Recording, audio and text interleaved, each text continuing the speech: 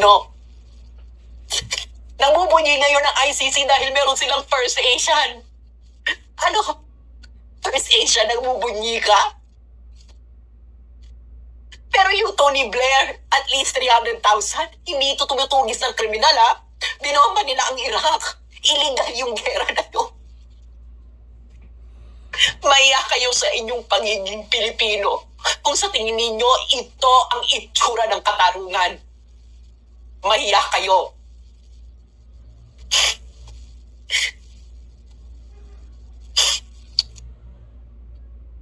Kayo mga sundalong Pilipino, maiya kayo sa mga pagiging Pilipino ninyo, hindi kayo Pilipino. Kayo ay mga tuta ng dayuhan.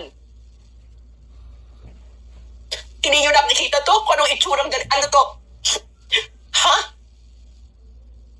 Tapos, sasabihan ka ng ganyan? Bababuyin yung konstitusyon mo? Harap-harapan na? Bulag kayo? Maya kayo sa pagiging Pilipino ninyo.